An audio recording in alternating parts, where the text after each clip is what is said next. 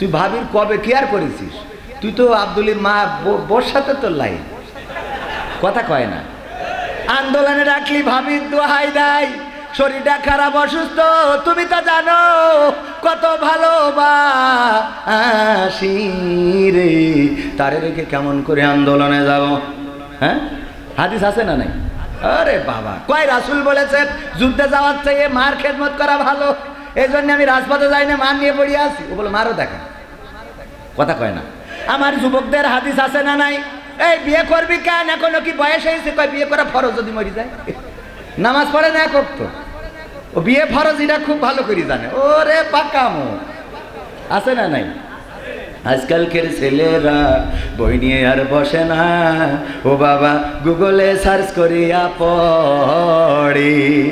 ওরে একালের মেয়েরা কোরআন হাদিস ধরে না, আমার অভয়নগরের মা বোনেরা সবাই না, অনেকেই কোরআন হাদিস পড়ে না, ও আল্লাহ টিকটকে ভিডিও ওরা করে, কথা কয় না। আছে না নাই? আছে মানে কি, একেবারে দেশ ছাইয়ে গেছে। টিকটক আমি চালাই না, খুললে ওখানে আছে না নাই? আল্লাহর ওলিরা নাম হলো জান্নাতুল ফেরদাউস, আর ওরে যে দেখে সে জাহান্নামে যাবে। দেখবেন বেশি নাম হলো জান্নাতুল কি ফেসবুকে, যত নাম জান্নাতুল, আর ছবি প্রোফাইল এমন কায়দায় একটা দেয়, মনে হয় ও জান্নাতে যাই বসেরই ওখানে ছবি তুলে পাঠাই দেয়, ঠিক না বেঠে? ওগো আমার ভাইরা দেখেন, এখন এই আপনারা এই যে 2 রকম স্লিপ দিলে তো হবে না। হুজুর কি করেন?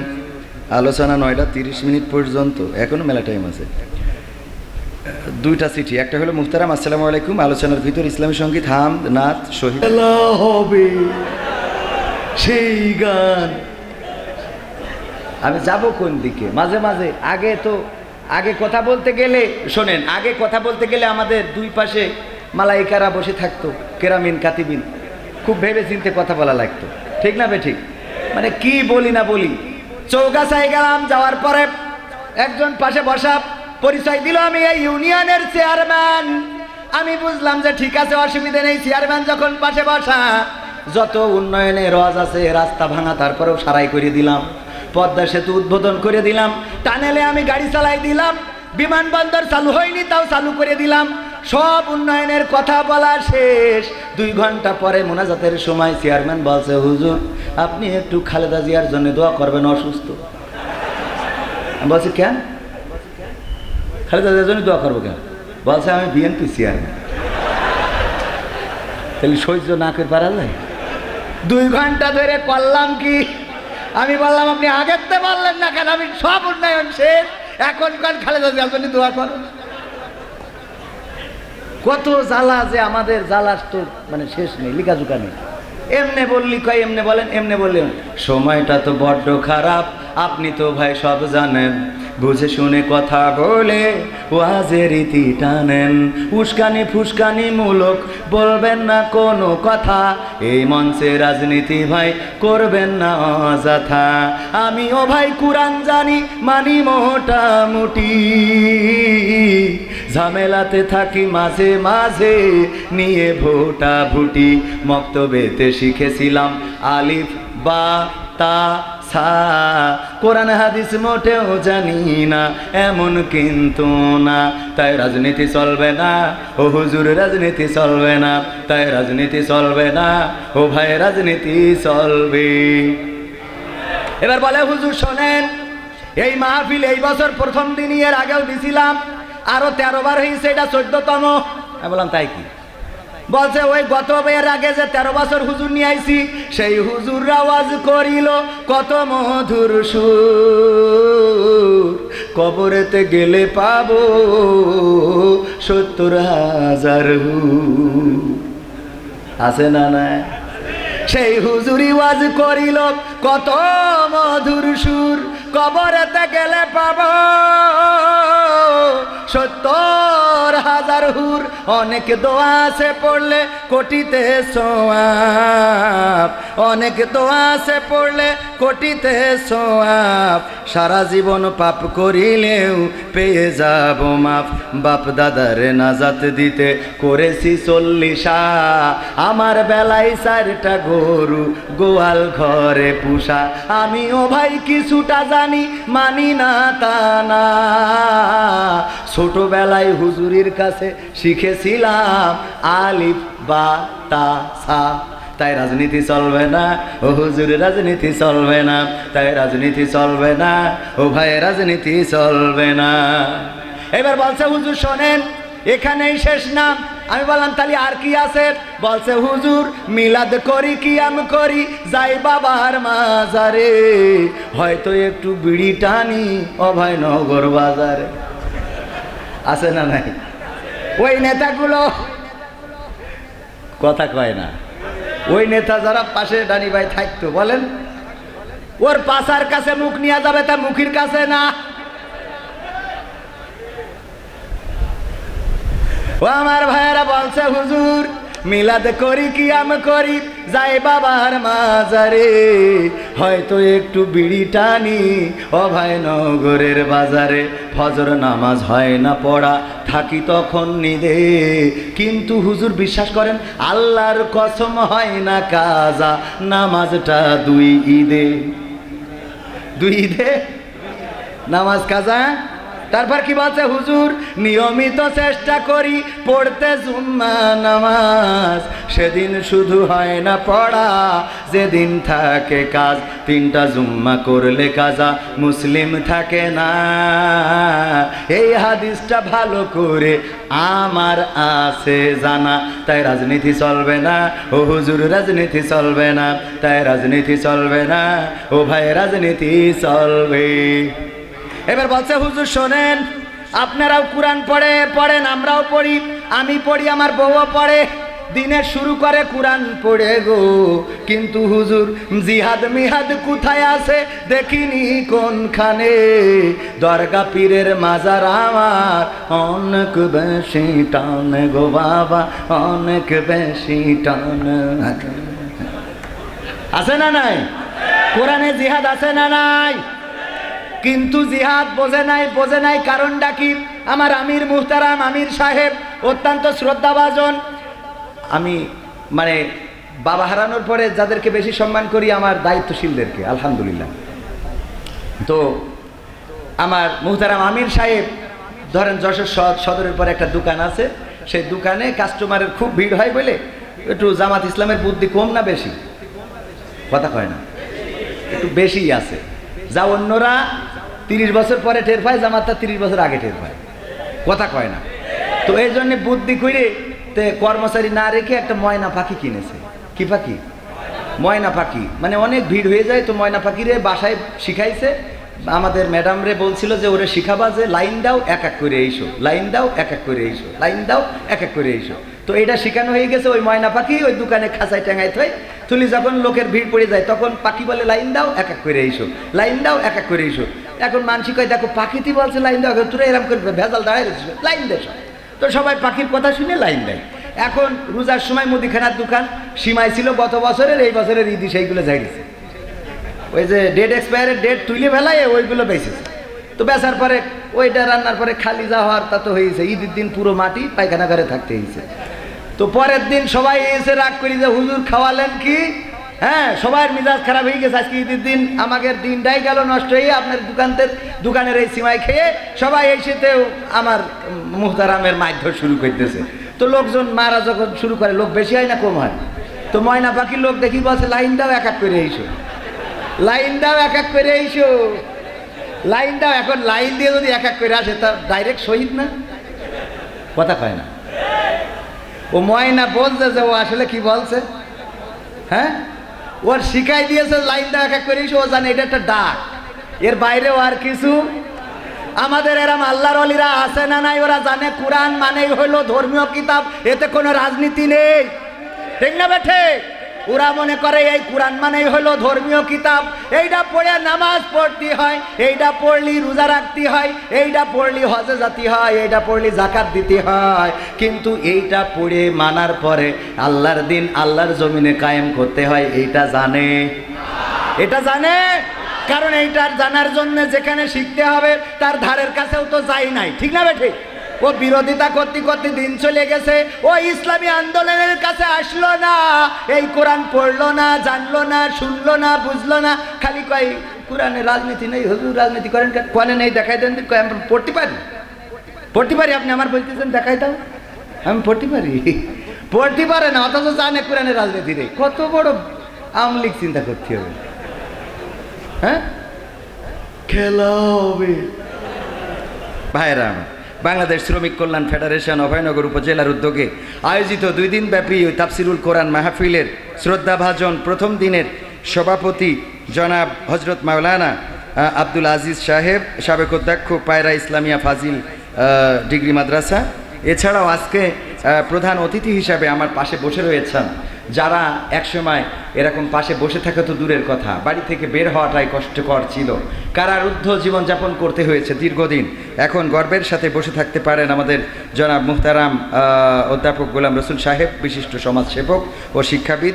এছাড়া আজকে আলোচনা করবেন, অপেক্ষমান রয়েছেন আমার প্রিয় ভাই, আমার বন্ধুবর জনাব হজরত মাওলানা এনামুল হাসান বিন নূর সাহেব বেনাপোল, তিনি ইতিমধ্যে চলে এসেছেন। আছেন মসজিদের ইমাম, খতিব, মুয়াজ্জিন এবং গণ্যমান্য ব্যক্তিবর্গ। আমার সামনে এমন অনেকেই রয়েছেন যাদের পায়ের জুতা 2খানা যদি সোজা করে দিতে পারতাম তবে নিজেকে ধন্য মনে হতো, এরকম অনেকেই রয়েছেন। তাদের সামনে চেয়ারে বসে কথা বলা, আমি বরাবরই বলি এটা বেয়াদবি, কিন্তু এই সমাজটা এমন একটা পর্যায়ে চলে গিয়েছে যে আমাদের মতো অযোগ্যদের এই চেয়ারে বসিয়ে সমাজটাকে অনেকটাই কলুষিত করা হচ্ছে। যদি আমাকে মাইনাস করে দেন তাতে আমি মোটেও অখুশি হব না, কিন্তু প্রয়োজনের খাতিরে যদি নিয়ে আসেন তাহলেও আবার আমি আসতে অরাজি বা বেরাজি হব না। কারণ আল্লাহর নবী বলেছেন বাল্লিগু আন্নি ওয়ালাউ, যদি একটা আয়াতও জানো তাও সেটা প্রচার করো। ওয়ামান আহসানু কওলাম মিম্মান দাআ ইলাল্লাহ ওয়া আমিলা সলিহা ওয়া ক্বালা ইন্নানি মিনাল মুসলিমিন। তার কথার চেয়ে উত্তম কথা আর কেউ বলে না, যে আল্লাহর দিকে মানুষকে আহ্বান করে, নিজে ভালো কাজ সৎ কাজ করে আর অপরকে বলে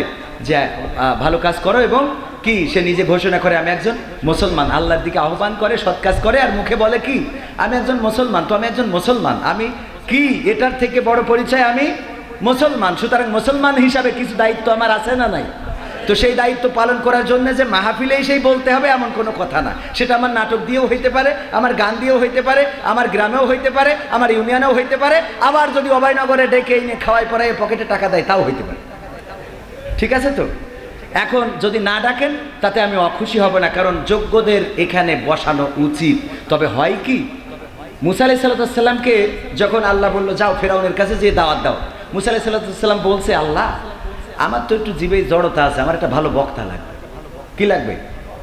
ভালো বক্তা লাগবে। তো বলছে কেন, তুমি বলতে পারবো না? আমি বলতে পারবো, কিন্তু আমার থেকে হারুনের কণ্ঠস্বরটা ভালো, ও কথা বলে তো একটু মিষ্টি লাগে। যদি আমার তো নবী বানাইছো, যদি হারুনের একটু করে পারমিশন দিতে সাথে করে নিয়ে যেতাম, ও আজ করতো আর আমি বসে শুনতাম। সত্যি বলছি না মিথ্যা বলছি? সত্যি তো, কোরআনে আছে তো, কোরআনের বাইরে বলছি না, কিন্তু আমি না হয় আরবি দিয়ে বলতে পারলাম না, বাংলায় বললাম। তো এখন আল্লাহ রাব্বুল আলামিন বক্তা হিসেবে হারুনকে বললো ঠিক আছে, তাহলে ওরও পাশ দিয়ে দিলাম। যা, দিয়েছে না দেয় নাই? মুসা আলাইহিস সালামের অনুরোধে হারুন আলাইহিস সালাম নবী হয়েছিলেন, এবং তাও কোন কারণে? মুসা আলাইহিস সালাম বললো আল্লাহ ও তো বলতে পারে ভালো, আমি তো বলতে গেলে একটু বাইরে যায়, আমার কণ্ঠস্বর একটু ঝামেলা আছে, তো এই জন্য ও বলবে, তুমি যা বলছো আমি শিখাই দেবো, ও যেই ওখানে বলবে। দেখেন বক্তার দামটা বুঝতে পারিছেন? তার মানে নবী সেও আর একজনকে চেয়ে নিয়েছে যে এই একটু বক্তা ভালো। এই জন্য মুহতারাম আমার আমির সাহেব যদি উনি মনে করেন যে আমি তো বলি, তা আমার থেকে অ্যাডভোকেট গাজী এনামুল হক, সে যদিও দায়িত্বের জায়গায় ছোট কিন্তু বক্তা ভালো, তারে নিয়ে যাবো, তাহলে কোনো অসুবিধে? বোঝা গেছে তো কথাটা? হ্যাঁ, এরপরে যে আপনারা যে টাকা দেন খাওয়া দেন ওটা তো এক্সট্রা, তো তোর অসুবিধে নেই, আল্লাহ কবুল করুন। তো অনেকেই আছেন আমার সামনে এবং পর্দার অন্তরালে, মাইকের আওয়াজ, ছাদের উপরে, দোতলায়, যে যেখানে আছেন সবাইকে আনুষ্ঠানিকভাবে সালাম জানাচ্ছি, আসসালামু আলাইকুম ওয়া রাহমাতুল্লাহ। আমরা আল্লাহর শুকরিয়া আদায়, আমাদের এত সুন্দর করে একটা পরিবেশ করে দিয়েছেন, যে এই পরিবেশটা আমরা আজ থেকে 3 মাস আগেও কল্পনা করতে পারি নাই। এরকম একটা পরিবেশে এভাবে বসবো এটা কল্পনা করতে পেরেছি? ক্ষমতায় কেউ স্থায়ী হয় না, হোক না সেরে না কিবা হাসিনা, চেয়ারটা চিরকাল থাকে না। ক্ষমতায় কেউ স্থায়ী হয় না, মুজিবুর বেশি দিন থাকেনি, জিয়াউর কেউ তো রাখেনি। মুজিবুর বেশি দিন থাকেনি, জিয়াউর কেউ তো রাখেনি।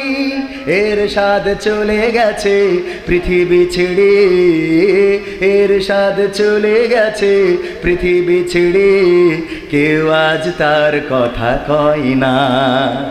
ক্ষমতায় কেউ স্থায়ী হয় না, হাসিনা ক্ষমতা ধরে রাখতে আয়না ঘর বানিয়েছিল, জনগণের রোশানলে দাদার দেশে পালিয়ে গেল। ডিবি হারুনের পাশে আর, ডিবি হারুনের পাশে আর পরিমণিদের দেখা যায় না। ঠিক না বেঠে? এই ক্ষমতা চিরকাল থাকে না, এই চেয়ারটা চিরকাল থাকবে না। নমরুদ থাকে নাই, ফেরাউন থাকে নাই, আবু জাহেল থাকে নাই, আবু লাহাব থাকে নাই, আব্রাহা থাকে নাই। আব্রাহা চেয়েছিল কাবার বিকল্প, আর একটা গির্জা বানালো, বলা যায় কাবার বিকল্প কাবা বানালো, আর সবাইকে ডাকলো আসো ইবাদত করো। এই গির্জা ইবাদত করবা, আর আল্লাহর কাবায় যাওয়া যাবে না। তারপরেও মানুষ যখন মেনে নিল না, আমাদের জামানায়ও এরকম অনেকেই করে না। আমরা জাতির পিতা হিসাবে মানি কাকে? সেই জাতির পিতায় ভেজাল ঢুকাইছে না ঢুকাই নাই? আল্লাহর নবীর বিরুদ্ধে কথা বললে গায়ে জ্বালা করে না, আল্লাহর নবীর বিরুদ্ধে কথা বললে তাকে অ্যারেস্ট করে না, আল্লাহর নবীকে গালি দিলে তার কোনো শাস্তি হয় না। কিন্তু আমাদের পিতাকে যদি আমরা কিছু বলি তাইলে আইসিটি আইনের লঙ্ঘন, আর আমাদের 7 বছর বিনা হিসাবে ফ্রি খাওয়া।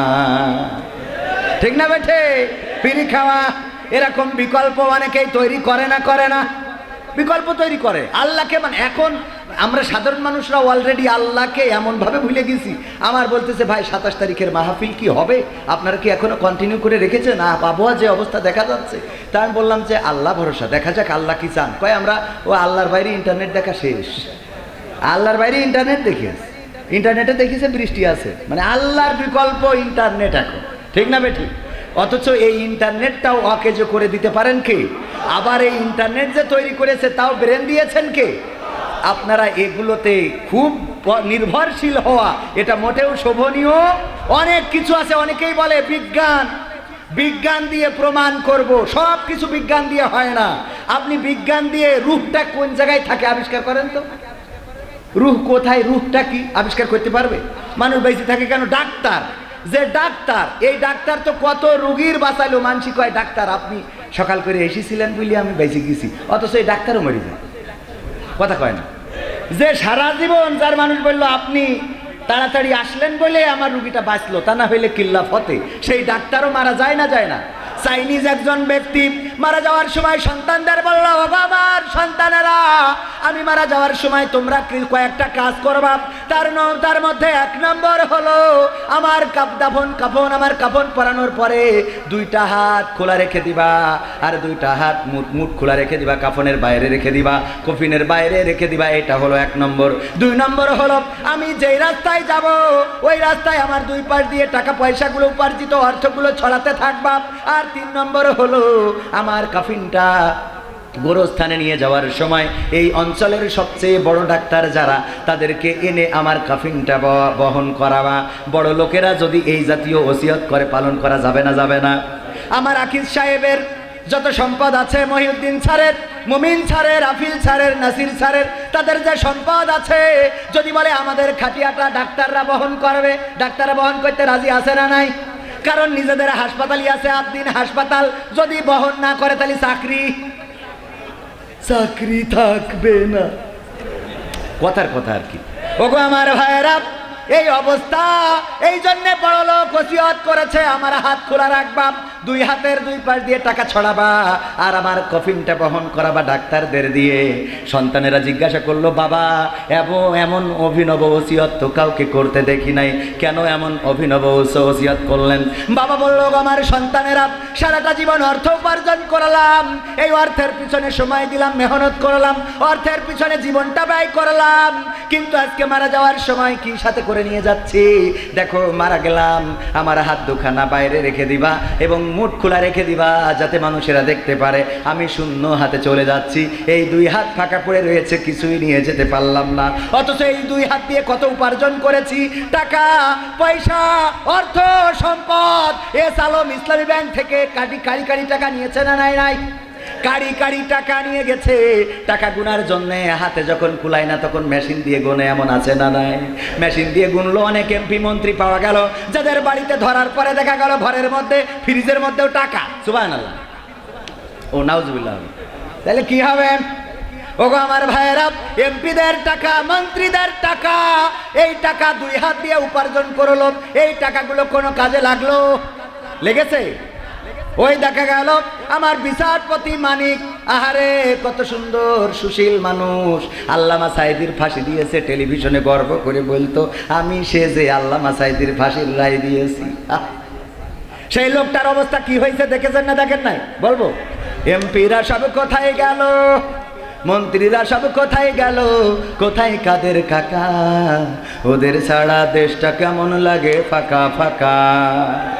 পালাবো না, পালাবো না, প্রয়োজন হলে ফখরুলের বাসায় গিয়ে উঠবো। পালাবে না, পালাবে না, যায় না তবু দেখা, পালাবে না, পালাবে না, যায় না তবু দেখা। তাদের ছাড়া দেশটা কেমন লাগে ফাঁকা ফাঁকা, ওদের ছাড়া দেশটা কেমন লাগে ফাঁকা ফাঁকা। আইন মন্ত্রী আটকে গেল আইনেরই ফাঁকে, দাড়ি ছাড়া দরবেশের ভণ্ড ভণ্ড লাগে। ঠিক না বেঠে? আইন মন্ত্রী আটকে গেল আইনেরই ফাঁকে, দাড়ি ছাড়া দরবেশের ভণ্ড ভণ্ড লাগে। শুনছি কত নেতা নেত্রী খাইতেছে ভাই ডান্ডা, বিচারপতি কালামানিকের ফাটিয়েছে আন্ডা।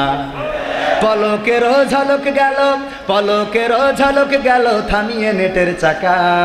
তাদের ছাড়া দেশটা কেমন লাগে ফাঁকা ফাঁকা, ওদের ছাড়া দেশটা কেমন লাগে ফাঁকা ফাঁকা। কই গেল সেই সংসদেতে মমতাজের গান, কোথায় গেল হজরত বলা স্বামী মোসমান? খেলা হবে, আছে না নাই? কই গেল সেই সংসদেতে মমতাজের গান, কোথায় গেল হজরত বলা স্বামী ওসমান? ইনুমে নন্দী পুমনি আছে কারাগারে, পাপ করিলেও পাপ কখনো ছাড়ে কি আর তারে? কোথায় গেল স্পিকারের, কোথায় গেল স্পিকারের দৃষ্টি আঁকা বাঁকা? তাদের ছাড়া দেশটা কেমন লাগে ফাঁকা ফাঁকা, ওদের ছাড়া দেশটা কেমন লাগে ফাঁকা ফাঁকা। কোথায় গেল আরাফাত আর ব্যারিস্টার সুমন, কথা বলার সময় তারা করে নিয়োজন? ঠিক না বেঠে? গরু বেচছে টেকা দিবে, তোমরা খালি খাইবা। হ্যাঁ বলেছে না বলে নাই? কই গেল সেই আরাফাত আর ব্যারিস্টার সুমন? তো অলরেডি কট খাইছে। ব্যারিস্টার সুমন, কথা বলার সময় তারা করে নিয়োজন। মুরগি কবির খাইছে ধরা, জাফর কোথায় আছে?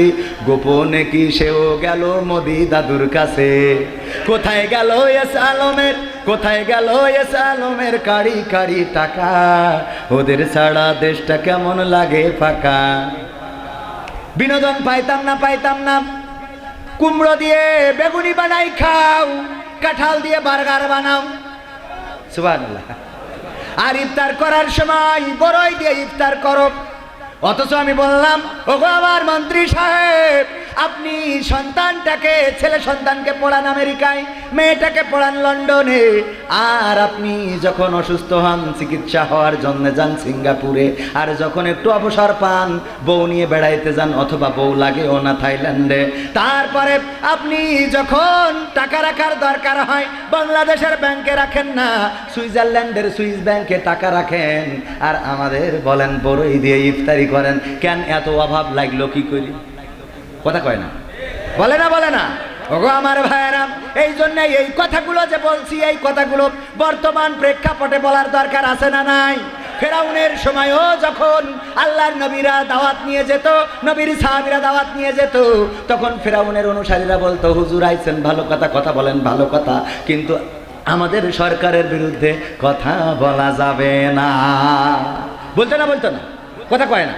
তখনও বলতো। আবু জাহেলের সময়ও বলেছে, আল্লাহ রাসূলকে ডেকে বললো, আবু তালিব ডেকে বললো, ওগো আমার ভাতিজা, আর তো পারি না, তোমাকে তো মারতে চাই, তোমাকে খেদিয়ে দিতে চাই, তোমাকে তাড়িয়ে দিতে চাই, দেশ থেকে বের করে দিতে চাই। তোমার জন্য কাফেরেরা প্রস্তাব দিয়েছে, 3টি প্রস্তাব, যদি পারো মেনে নিতে পারো। 1 নম্বর প্রস্তাব হলো, যদি তুমি এই মক্কার নেতা হইতে চাও, তোমাকে নেতা বানিয়ে দেওয়া হবে। 2 নম্বর প্রস্তাব, যদি তুমি সুন্দরী নারী চাও, যদি তুমি সম্পদের মালিক হতে চাও, যত সম্পদ চাও, আকিজের থেকে বেশি সম্পদ তোমার দিয়ে দেওয়া হবে। আর 3 নম্বর প্রস্তাব হলো, যদি তুমি নারী চাও, এই মক্কার সবচেয়ে সুন্দরী রমণীর সাথে তোমার বিবাহের ব্যবস্থা করা হবে। বলো দেখি ভাতিজা, তুমি কি দিনের দাওয়াত থেকে নিজে বিরত থাকবা নাকি থাকবা না? আল্লাহর নবী বললেন, ওগো আমার চাচা, ওগো আবু তালিব, আপনি শুনে নেন, আমাকে তারা যেটা সম্ভব সেটা দিতে চেয়েছে। সম্ভবের মধ্যে তারা আমাকে ক্ষমতা দিতে চায়, আমাকে পাওয়ার দিতে চায়, চেয়ার দিতে চায়। আমি পাওয়ার চেয়ার নিয়ে আমার কোনো লাভ নাই। আমাকে দিতে চাই সম্পদ, আমি সেটাও নিতে চাই না। আমাকে দিতে চাই সুন্দরী নারী, আমি সেটাও নিতে চাই না। আমি আরো বলে দিই চাচা, শুনে নেন, ওরা যেটা সম্ভব সেটা তো দিবে, যেটা সম্ভব না, ওই আকাশের চন্দ্রটা যদি আমার ডান হাতে ধরে এনে দেয়, আর আকাশের সূর্যটা যদি আমার বাঁ হাতে ধরে এনে দেয়, তারপরেও আমি নবী যে দাওয়াত নিয়ে এসেছি, এই দাওয়াত থেকে 1 চুল পরিমাণ সরে দাঁড়াবো না। বলেন সুবহানাল্লাহ। আল্লাহর নবী এই সিদ্ধান্ত নেওয়ার কারণে আবু তালিব বললেন, ঠিক আছে আমার ভাতিজা, তুমি চালিয়ে যাও। ওরা কিন্তু নবীকে মারতে চায়নি, নবীকে ধরতে চায়নি, নবীকে জেলে দিতে চায়নি, নবীকে শহীদ করতে চায়নি, দেশ থেকে তাড়াতে চায়নি। ওরা চেয়েছিল যে আপোষে এসো, মীমাংসায় এসো, খালি কথা বলবা, কিন্তু আবু জাহেলের বিরুদ্ধে না। ঠিক আছে তো? এখনো সেই জাতীয় লোক আছে না নাই? হুজুর কথা বলেন, যত মন চাই বলেন, দুনিয়ার উপরের কথা বলার দরকার নাই, দুনিয়ার নিচের কথা বলেন। আর আমরাও তো আমরাও এমন অবস্থায় চলে এসেছি, যেটা দুনিয়ার উপরে দরকার সেটা দুনিয়ার নিচেই লাগাইছি। আমি প্রায়ই ব্যাখ্যা করি, একটা আয়াত নিয়ে একটু বেশি কাজ করি, সেটা হলো পবিত্র কোরআনের সূরা তাহার 55 নম্বর আয়াত। সবার মুখস্থ পড়েন, মিনহা খলাকনাকুম وفيها نعيدكم ومنها نخرجكم تارة أخرى। কয় নম্বর আয়াত? সূরা তাহার 55 নম্বর আয়াত। আজকে বাড়ি যেয়ে খুলে দেখবেন, এই সূরায় দেখবেন আলোচনাটাই রয়েছে ফেরাউন আর মুসা আলাইহিস সালামের নিয়ে বেশি আলোচনা। ভাইরা আমার, এই আলোচনা, এই যে আয়াতটা আমরা কোথায় পড়ি বলেন তো? যখন কেউ মারা যায় তখন তার কবরে যেয়ে পড়ি, কবরে যেয়ে তারে সাবধান করি, ও গো মানুষ শোনো, এই মাটিতে তোমার বানাইছে, মাটিতে ঢুকানো হবে, আবার মাটির থেকে আবার তোমারে উঠানো হবে গো, সাবধান হয়ে যাও। মরি গেছে, সাবধান হবে কি করে? কথা কয় না। মরে যাওয়ার পরে ওর সাবধান করেন আপনি কত বড় ব্যাককল।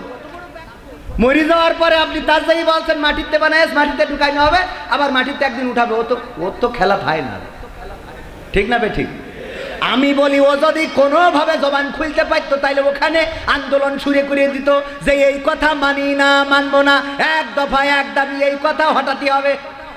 আবার যদি হাত বের করতে পারতো, থাবা বসাই দিত, থাপ্পড় একখান মেরে দিত, এই আমারে এইটা শুনাস কেন, বরং এই আয়াতের আলোকে তোরা সাবধান হয়ে যা, কারণ তোদের এখনো সাবধান হওয়ার সময় আছে না নাই? সাবধান যাদের হওয়ার সময় আছে, তাদের না বলে যে মরে গেছে, ও যে বলে মিনহা খলাকনাকুম ওয়া ফিহা নুঈদুকুম ওয়া মিনহা নুখরিজুকুম তারাতান উখরা, এই কথা ওরে বলে কোনো লাভ নাই, এবং এই কথা ওরে বলার জন্য আসে নাই। এই আয়াতটা নাজিল হয়েছিল মুসা আলাইহিস সালামের পরে। আল্লাহ রাব্বুল আলামিন আমার নবীকে দিয়ে আমাদেরও জানিয়ে দিয়েছেন। মুসাকে বললেন, যাও ফেরাউনকে বলো, ওগো ফেরাউন, তুমি মেলা বাড়াবাড়ি করে ফেলেছ, আর করিও না।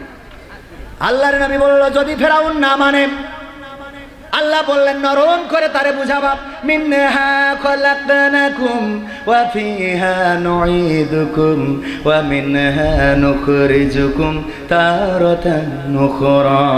ওগো ফেরাউন, শুনে নাও, তুমি কেন এত ক্ষমতার বাহাদুরি করতেছ? কিসের বড়াই তোমার, কিসের লড়াই তোমার, কিসের এত কিসের এত পাওয়ার তোমার? অথচ তুমি যে পৃথিবীতে ছিলে না, তোমাকে মাটি থেকে সৃষ্টি করা হয়েছে, আবার এই মাটিতে একদিন ঢুকানো হবে, আবার একদিন এই মাটি থেকে উঠিয়ে আল্লাহর সামনে তোমাকে দাঁড় করানো হবে। এই নরম কথাটা ফেরাউনকে বলবা। এই ফেরাউনকে এই কথা বলার জন্য মুসাকে দিয়ে পাঠাই দিল, আর আমরা এই আয়াতটা নিয়ে যেয়ে লাগালাম খবরে। এই আয়াত শুনাইতে হবে কার? 4ই আগস্টে আমার মাননীয় প্রধানমন্ত্রী সাবেক শেখ হাসিনার বলতে হবে, ওগো হাসিনা, মিনহা খলাকনাকুম ওয়া ফিহা নুঈদুকুম ওয়া মিনহা নুখরিজুকুম তারাতান উখরা। কিসের এত গুলি? কথা কয় না। কিসের এত গুলি? কিসের এত হত্যা? কিসের এত গুম? কিসের এত আয়না ঘর? অথচ আপনি এই পৃথিবীতে ছিলেন না, মাটি থেকে সৃষ্টি করা হয়েছে, আবার মাটিতেই ঢুকানো হবে, আবার একদিন এই মাটি থেকে আপনাকে উঠানো হবে। এই ক্ষমতার বাহাদুরি বাদ দিয়ে বলেন যে আমি ছাড়িয়ে দিলাম আইসো তোমরা। কি বোঝা গেছ তো? এই কথা বলতে হবে কাকে? আপনার গ্রামের সবচেয়ে বড় সুদখোর। এই সুদখোরের কাছে যদি কোনোভাবে যান টাকা চাওয়ার জন্য, ওরে বাবা, যদি ধার নিতে যান, যে যদি বলেন ভাই একটু বিপদে পড়েছি তাই আইসি, কবে তোর থাবায়ে দাঁত খুলি, তো 2 দিন আগে আসবি না তুই? মানে এমন ভাব দেখাইছে ও 2 দিন আগে আসবি, ও ভিটে লিখে দিত 2 দিন আগে আসবি না তুই, হ্যাঁ তোর টাকা লাগবে। আমার কিরাম খারাপ লাগছে তুই বুঝতে পারছিস? আমার যে কি খারাপ, তোর উপকার না করতে পারলি আল্লাহ, তুই তো প্রতিদিন আসিস না, আজকে আইসিস, আমার মনটা একদম কি করলি তুই? মানে এমন ভাব করে, ওর মতো আপন আর কেউ নেই।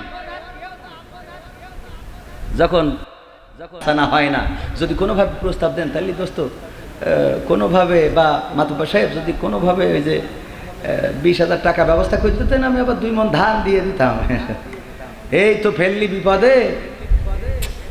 আমার এক বন্ধু আছে, ও অবশ্যই এই কাজ করে। আচ্ছা ঠিক আছে, দেখবে না, যা ওর বন্ধু করে, কথা কয় না, আছে না নাই?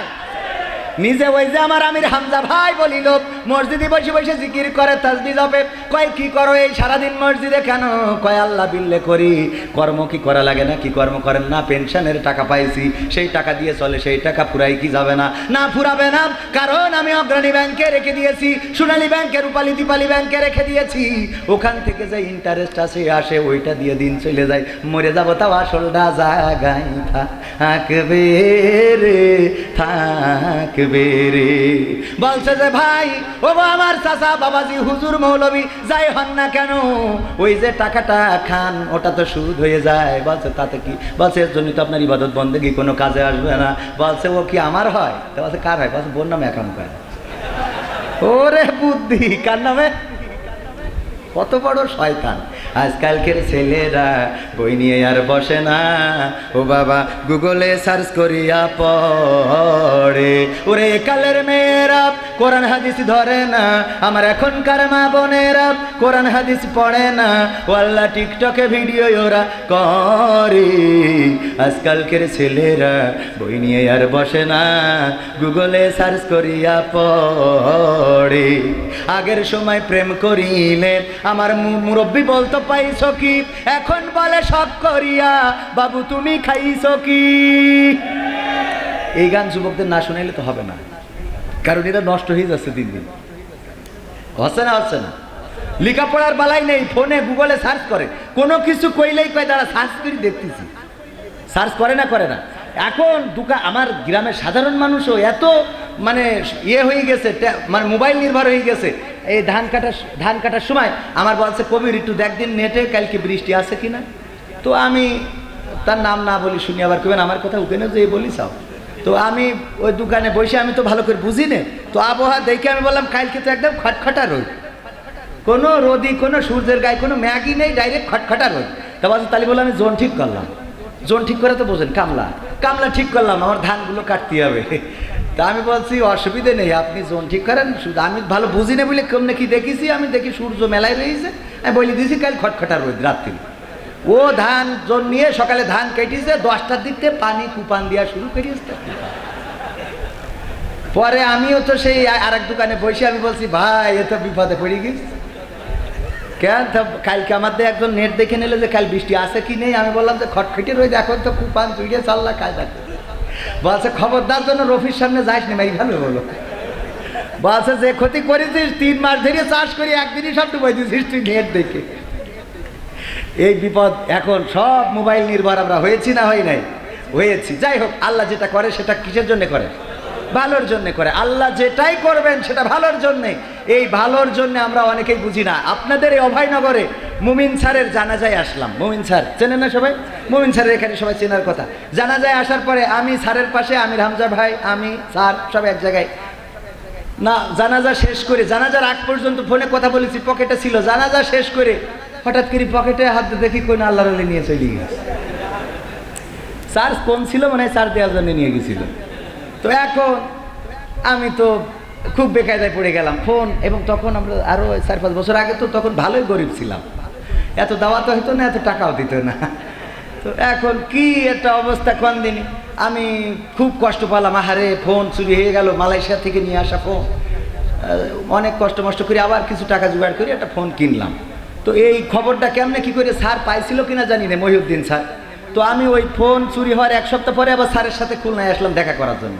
তো স্যার ওই দিন আবার বৃষ্টি হচ্ছিল, তো বৃষ্টিতে রেইনকোট গায়ে দিয়ে মোটামুটি মোটর সাইকেলে, খুব রানার একটা গাড়ি ছিল, রানার এই কি একটা প্লাস জন্য একটা গাড়ি আছে, তো এইটা গায়ে দিয়ে চালাইতে আসিছি। স্যার বলছে কী করে আইসা খুলনায়? আমি বলছি স্যার আমার মোটর সাইকেল আছে একটা, আইসি।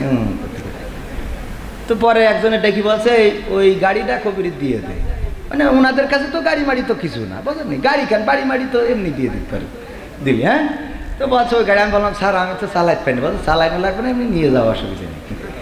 তো তারপরে ওই যে গাড়ি দিল, এরপরে দাওয়াত আর টাকা। এখন নিজে আবার কিনেছি, আরো দোকান কিনা যাবে। কথা কয় বোঝে না। এটা কেন বললাম? হারাইলো কি, পাইলাম কি? হ্যাঁ, এই জিনিসগুলো বুঝতে হবে। এই জন্য হতাশ হওয়া যাবে না। ইন্না লিল্লাহি ওয়া ইন্না ইলাইহি রাজিউন বলবেন, আপনি দেখবেন যে হারাই গেছে। বউ হারাই গেলে দেখবেন 2টো বউ হবে একসাথে। হইতেই পারে। আল্লাহ, এই আপনি হাসলেন তো, আল্লাহ দিতে পারে না?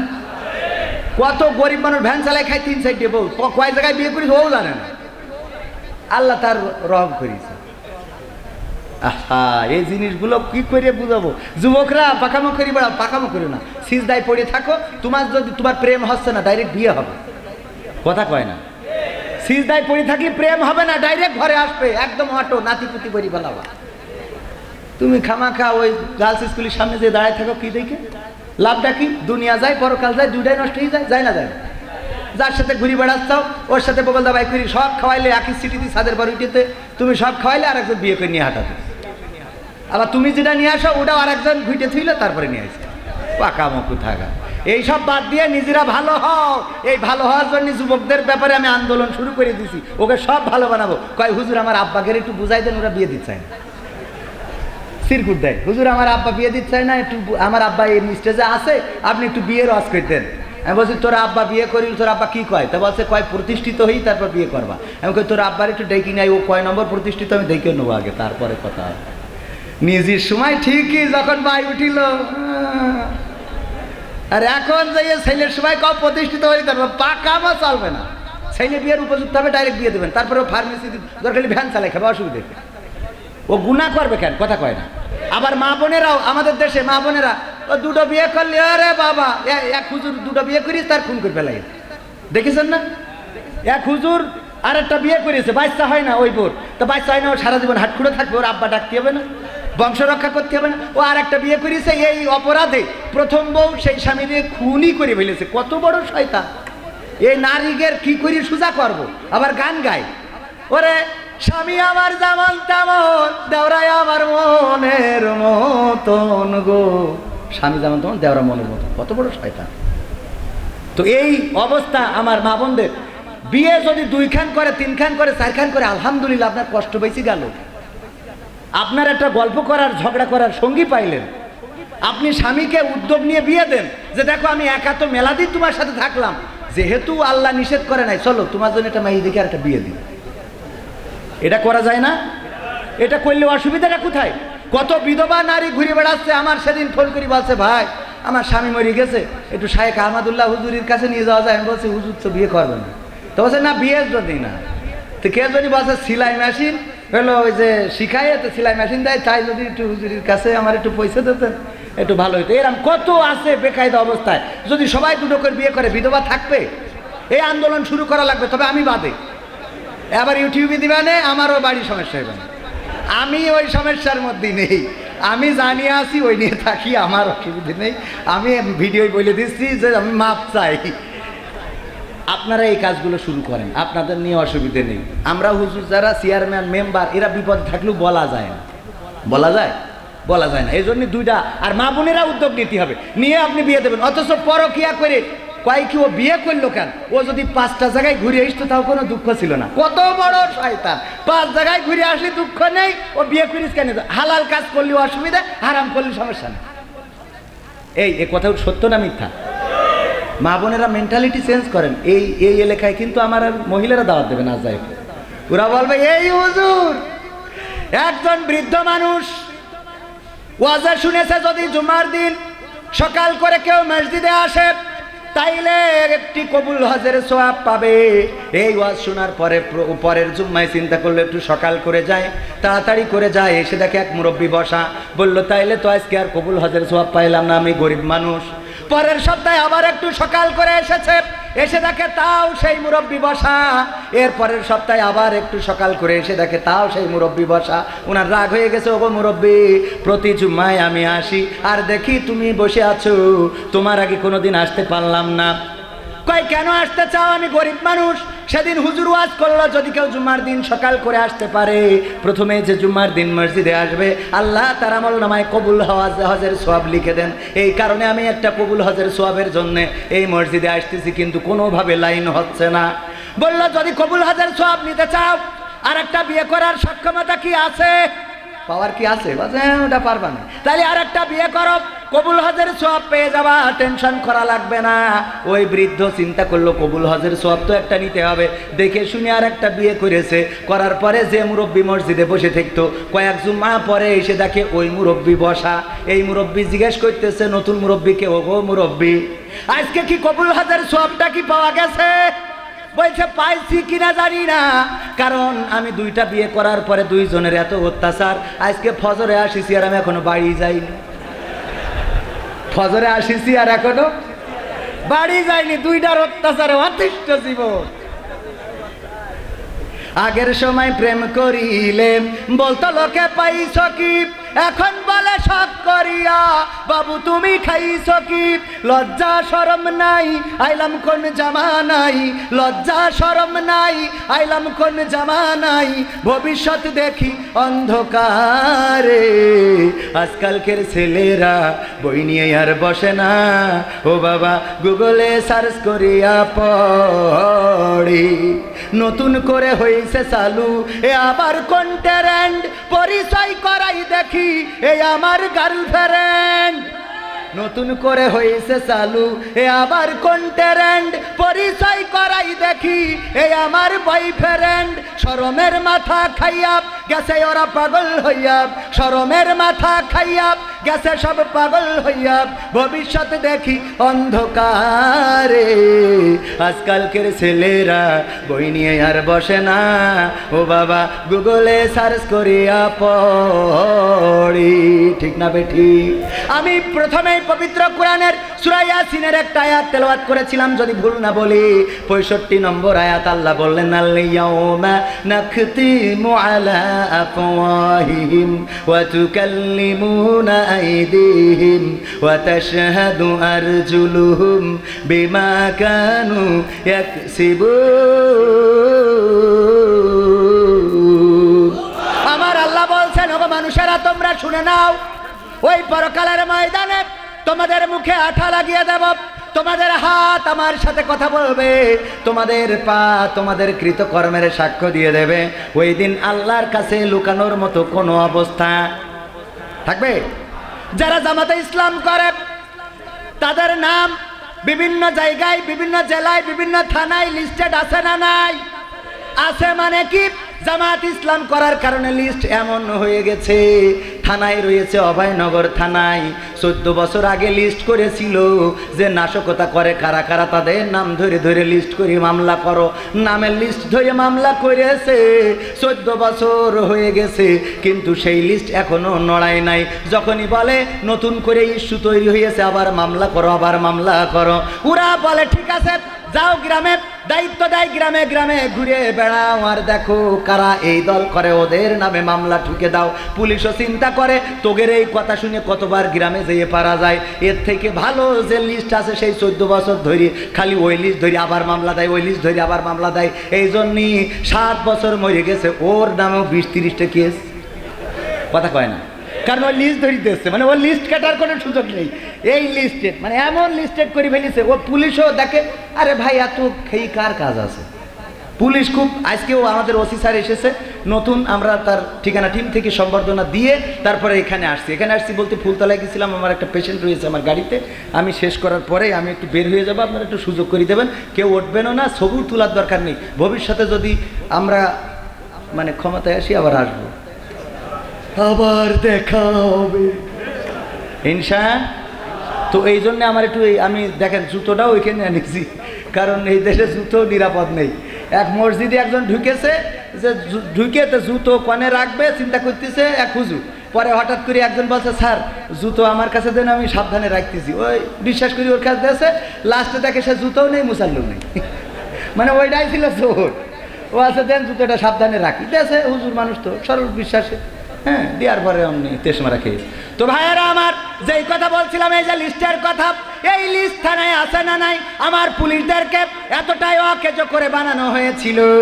একবার আমেরিকার পুলিশ, রাশিয়ার পুলিশ আর বাংলাদেশের পুলিশ, 3 পুলিশের এক জায়গায় করা হলো, আর বলা হলো এই যে শ্যামনগর এখানে সুন্দরবন, এই সুন্দরবনের এই অংশটুকুতে তোমরা যাবা আর যেয়ে দেখবা যে এই বনের মধ্যে কোনো হরিণ আছে কিনা, তোমরা চেক করে এসে বলবা, যারা যত তাড়াতাড়ি বলতে পারবে তারা ফার্স্ট আছে অথবা নাই, কি আছে অথবা নাই। পুলিশের কয় দেশের পুলিশ, কয় দেশের?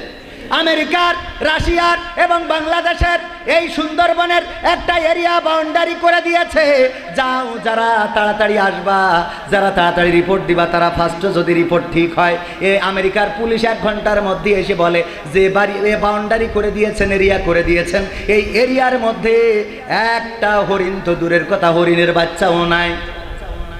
আমেরিকার পুলিশ বলার পরে রাশিয়ার পুলিশ আর একটু কম দক্ষ, তারা 3 ঘন্টা পরে এসে বলছে এই বাউন্ডারির মধ্যে কোনো হরিণ নাই, হরিণের বাচ্চা তো দূরের কথা, হরিণের কোনো বিষ্ঠাও নাই।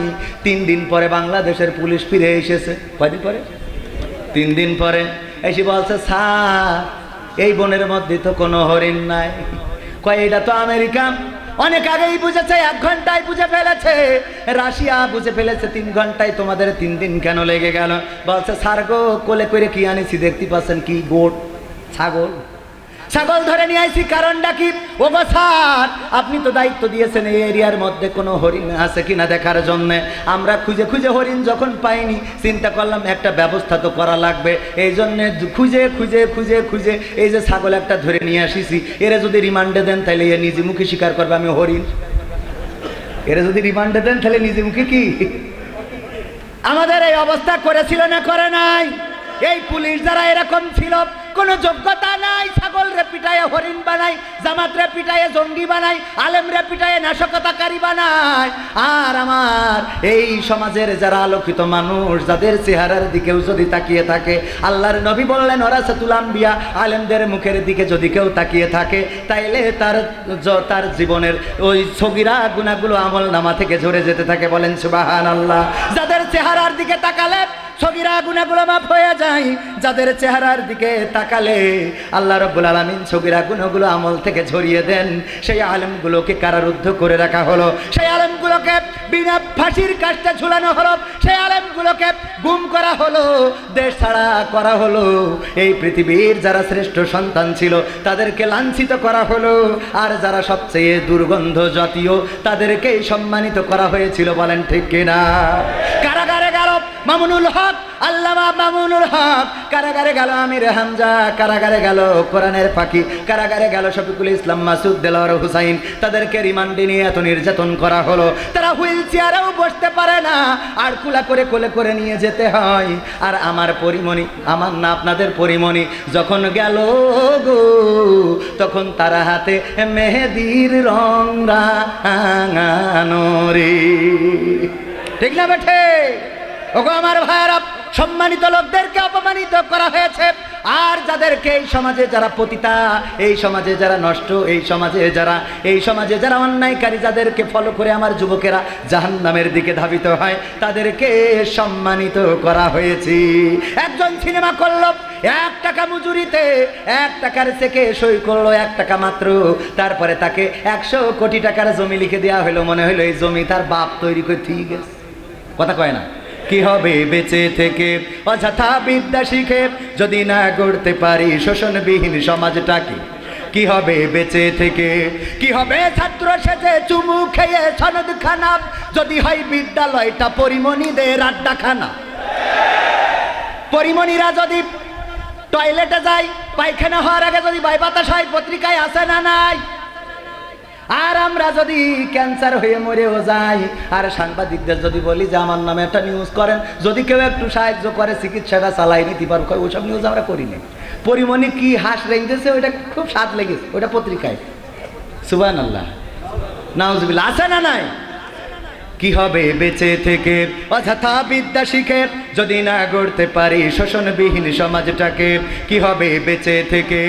কি হবে ছাত্র সেজে চুমু খেয়ে সনদ খানা যদি হয় বিদ্যালয়টা সন্ত্রাসীদের আড্ডাখানা? কি হবে ছাত্র সেজে চুমু খেয়ে সনদ খানা যদি হয় বিদ্যালয়টা পতিতাদের আড্ডাখানা?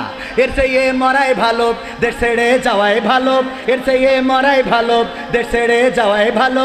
কি হবে ধোঁকা দিয়ে বিবেকটাকে? কি হবে ধোঁকা দিয়ে বিবেকটাকে? কি হবে বেঁচে থেকে অযথা বিদ্যা শিখে যদি না গড়তে পারি শোষণবিহীন সমাজটাকে? কি হবে বেঁচে থেকে? কি হবে যুবক নামের বোঝা হয়ে এই ধরাতে যেখানে মা বোনেরা ধর্ষিতা হয় দিনে রাতে? কি হবে যুবক নামের বোঝা হয়ে এই ধরাতে যেখানে মা বোনেরা ধর্ষিতা হয় দিনে রাতে? যৌবনের সার্থকতা ঘুচিবে সকল ব্যথা, যৌবনের সার্থকতা ঘুচিবে সকল ব্যথা। পারো যদি বলি দিতে মানুষরূপী পশুটাকে, পারো যদি বলি দিতে মানুষরূপী পশুটাকে? কি হবে বেঁচে থেকে অযথা বিদ্যা শিখে যদি না গড়তে পারি শোষণবিহীন সমাজটাকে? কি হবে বেঁচে থেকে? কি হবে লেখালেখি কলমবাজির ওই মহড়া সমাজের আসল চিত্র যদি না যাই তুলে ধরা? সমাজের আসল কথাগুলো আগে তুলে ধরা হতো না। আমার ডাক্তার শফিকুর রহমান এখন যখন মিডিয়ায় কথা বলে, সেই কথাগুলো শোনে, আর আমি ওখানে কমেন্টগুলো পড়ি, দেখি অসংখ্য হিন্দুদের কমেন্টও রয়েছে। আমি হিন্দু, তারপরেও এবার জামাত ইসলাম যদি নির্বাচন করে তাইলে ভোটটা জামাত ইসলামকে দেব, এমন কমেন্ট আমি হাজার হাজার হিন্দুদেরও দেখেছি। কারণটা কি? কারণ হলো আমরা তো ভালো কথাই বলি, কিন্তু এই ভালো কথাগুলো যেই জায়গায় প্রচার হবে সেই জায়গায় তুলে ধরা হয় না রে। বরং আমাদের যদি কোনো স্লিপ অফ টাং হয়ে যায় তাইলে সেইটা ভালো করে লাইট করা হয়। কি হবে লেখালেখি কলমবাজির ওই মহড়া সমাজের আসল চিত্র যদি না যাই তুলে ধরা? যদি ওই ঘুষের বলে কলমটা উল্টো চলে, যদি ওই হ্যালো কলে ক্যামেরা উল্টো বলে, তবে কি যাবে রোখা দুর্নীতিকে? তবে কি যাবে রোখা দুর্নীতিকে? কি হবে বেঁচে থেকে অযথা বিদ্যা শিখে যদি না গড়তে পারি শোষণবিহীন সমাজটাকে? কি হবে বেঁচে থেকে? কি হবে নামাজ রোজা ইমানদারির বড়াই করে কোরআনের খাদেম যদি থাকে ওরা কারাগারে? কি হবে নামাজ রোজা ইমানদারির বড়াই করে কোরআনের কর্মীগুলো থাকে যদি কারাগারে? মসজিদের কোণে বসে জিকির যত করো কষে, মসজিদের কোণে বসে তাসবিহ যত টানো ঠেসে, এভাবে যাই না পাওয়া আল্লাহকে, এভাবে যাই না পাওয়া আল্লাহকে। কি হবে বেঁচে থেকে অযথা বিদ্যা শিখে যদি না গড়তে পারি শোষণবিহীন সমাজটাকে? কি হবে বেঁচে থেকে? কি হবে আলেম হয়ে ইমাম সেজে মসজিদেতে পারো যদি সত্য কথা উচ্চ স্বরে না বলিতে? কি হবে আলেম হয়ে ইমাম সেজে মসজিদেতে পারো যদি সত্য কথা উচ্চ স্বরে না বলিতে, স্যাক্রিফাই করো যদি ছেড়ে দাও ইমামতি, স্যাক্রিফাই করো যদি ছেড়ে দাও ইমামতি। কি হবে ধোঁকা দিয়ে আল্লাহকে, কি হবে ধোঁকা দিয়ে আল্লাহকে, কি হবে বেঁচে থেকে অযথা বিদ্যা শিখে যদি না গড়তে পারি শোষণবিহীন সমাজটাকে, কি হবে বেঁচে থেকে। শোষণমুক্ত সমাজের দরকার আছে না নাই? শোষণবিহীন সমাজ আমরা চাই না, চাই না? আল্লাহর জমিনে, আল্লাহর জমিনে আল্লাহর দিন কায়েম হোক, এটা কি চান? 1952-তে আমরা বুকের তাজা রক্ত ঢেলে প্রমাণ করেছিলাম আমরা রক্ত দিতে জানি, শহীদ হতে জানি, আমাদের রক্তে সবুজ ঘাস লাল করতে জানি, পিচ ঢালা কালো পথ রাঙিয়ে দিতে জানি, কিন্তু মায়ের ভাষার অধিকার ছেড়ে দিতে জানি না। 1971-এ আমরা রক্ত দিয়ে প্রমাণ করেছিলাম আমরা রক্ত দিতে জানি, জীবন দিতে জানি, কিন্তু মানচিত্রের অধিকার ছেড়ে দিতে জানি না। 2024-এ আমরা রক্ত দিয়ে প্রমাণ করেছিলাম আমরা রক্ত দিতে জানি, শহীদ হতে জানি, কিন্তু কোন জুলুমবাজকে বাংলাদেশের জমিনে আমরা শাসন করতে দিতে জানি না। একইভাবে যদি আমরা শপথ নিতে পারি 2025-এ যদি সুষ্ঠু নির্বাচন হয়, সেই নির্বাচনে আল্লাহ ও তার দ্বীনের পক্ষে থেকে, আল্লাহ ও তার রাসূলের পক্ষে থেকে, রাজপথে থেকে যদি বুকের তাজা রক্ত ঢালতে হয়, কোরআন বিজয় করার জন্য রক্ত ঢালবো। সেই রক্তের সাগরে সাঁতার কাটতে হলে সাঁতার কেটে কেটে রক্তাক্ত বিপ্লবী কালেমার পতাকা উড়াবোই উড়াবো। কারা কারা রাজি দেখতে চায়? কারা কারা রাজি দেখতে চায়? দুটি হাত দেখতে চায়। আল্লাহ আমাদের এই হাত দুখানা কবুল করে নিন, বলেন আমিন। সম্মানিত ভাইয়েরা, আমি অযোগ্য অনভিজ্ঞ একজন মানুষ, কেমনে কেমনে এই পর্যন্ত আল্লাহ এনে দিয়েছে এটার শুকরিয়া আমি আমৃত্যুকাল আদায় করে শেষ করতে পারবো না। আরও কয়েকবার জন্ম নিলেও আল্লাহর শুকরিয়া আদায় করে শেষ করা যাবে না। কথার মধ্যে যদি ভুল থাকে সেটা আমার অজ্ঞতা, আমার মূর্খতা। আল্লাহ যেন আমাকে ক্ষমা করেন। ভালো যদি কিছু বলে থাকি সেটুকু আল্লাহ রাব্বুল আলামিন তৌফিক দিয়েছেন, সকল প্রশংসা তার জন্যে। আবারও দেখা হবে এই প্রত্যাশায়। একজনও কিন্তু উঠবেন না, নড়বেন না, চড়বেন না, খালি আমি নীরবে চলে যাব। ঠিক এই জন্যে সেই মাঠে এই উঠে যাচ্ছে ওরা কারা, ওরা কারা, কোত্থেকে এলো ওরা? এই এটা হইল এতক্ষণ ধরে বুঝালাম কে আপনি করতেছেন কি? বললাম এনে বসে থাকতে হবে, সিপিতে ধরি বসে থাকে। না না, সিপিতে ধরি বসে থাকতে হবে। আল্লাহ সবাইকে তৌফিক দিন। আসসালামু আলাইকুম।